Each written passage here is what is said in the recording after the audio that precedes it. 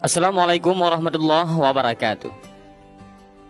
Alkisah, ada seorang konglomerat yang sangat kaya raya menulis surat wasiatnya, yaitu barang siapa yang mau menemaniku selama 40 hari di dalam kubur setelah aku mati, akan aku beri warisan separuh dari harta peninggalanku.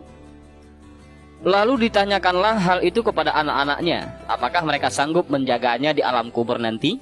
Tapi anak-anaknya menjawab, "Mana mungkin kami sanggup menjaga ayah, karena pada saat itu ayah sudah menjadi mayat."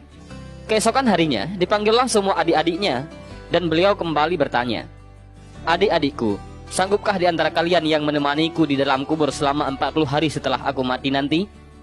Aku akan memberi setengah dari hartaku." Adik-adiknya pun menjawab, "Apakah engkau sudah gila? Mana mungkin ada orang yang sanggup bersama mayat selama itu dalam tanah?" Lalu dengan sedih konglomerat tadi memanggil ajudannya untuk mengumumkan penawaran istimewanya itu kepada para penduduk. Akhirnya, sampai jugalah pada hari di mana konglomerat tersebut kembali ke rahmatullah. Kuburnya dihias megah laksana sebuah peristirahatan termewah dengan semua perlengkapannya. Pada waktu yang hampir bersamaan, seorang tukang kayu yang sangat miskin mendengar pengumuman wasiat tersebut.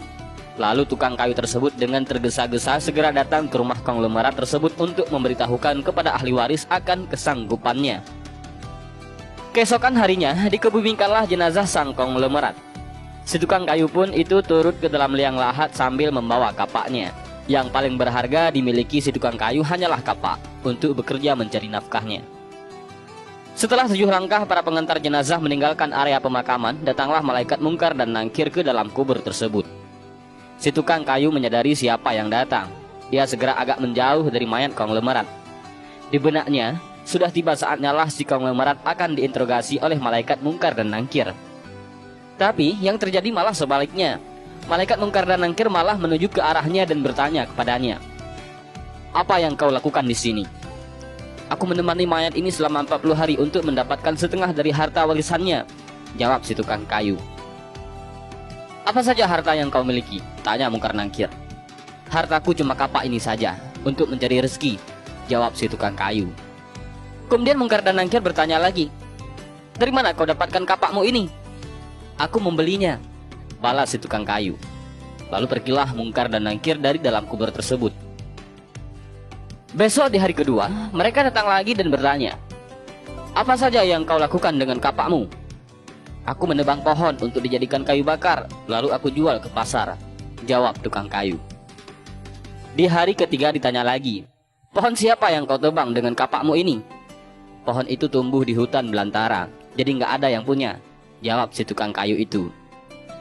"Apa kau yakin?" lanjut malaikat. Kemudian para malaikat pun hilang. Datang lagi di hari keempat, mereka bertanya lagi, "Adakah kau potong pohon-pohon tersebut dengan kapak ini sesuai ukurannya dan beratnya yang sama untuk dijual?" "Aku potong dikira-kira saja, mana mungkin ukurannya bisa sama rata," tegas tukang kayu.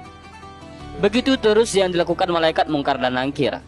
Datang dan pergi sampai tak terasa sekarang 39 hari sudah. Dan yang ditanyakan masih berkisar dengan kapak tersebut. Di hari terakhir yang ke-40, datanglah mungkar dan nangkir sekali lagi bertemu dengan tukang kayu tersebut. Berkatalah mungkar dan nangkir, "Hari ini kami akan kembali bertanya soal kapakmu ini."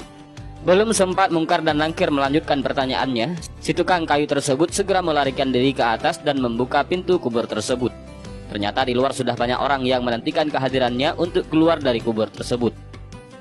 Si tukang kayu dengan tergesa-gesa keluar dan lari meninggalkan mereka sambil berteriak, "Kalian ambil saja semua bagian harta warisan ini, karena aku sudah tidak menginginkannya lagi." Sesampai di rumah, si tukang kayu berkata kepada istrinya, "Aku sudah tidak menginginkan separuh harta warisan dari mayat itu. Di dunia ini, harta yang kumiliki padahal cuma satu, kapak ini. Tapi malaikat mungkar dan nangkir selama 40 hari yang mereka tanyakan dan persoalkan masih saja di seputar kapak ini. Bagaimana jadinya kalau hartaku begitu banyak?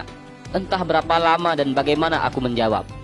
Dari Ibnu Mas'ud radhiyallahu anhu dari Nabi Muhammad sallallahu alaihi wasallam bahwa beliau bersabda, "Tidak akan bergerak tapak kaki anak Adam pada hari kiamat hingga ia ditanya tentang 5 perkara, yaitu umurnya untuk apa dihabiskannya, masa mudanya kemana dipergunakannya, hartanya dari mana ia memperolehnya dan kemana dibelanjakannya, ilmunya sejauh mana diamalkan." Hadis riwayat Tirmidzi.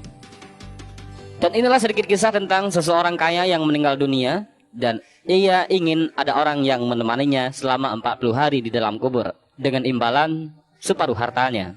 Namun orang yang berhasil melakukan tugas tersebut malah tidak menginginkan harta si orang kaya itu. Dan mudah-mudahan kisah singkat ini bermanfaat bagi kita semua. Amin ya rabbal alamin. Wallahu a'lam bishawab. Assalamualaikum warahmatullahi wabarakatuh.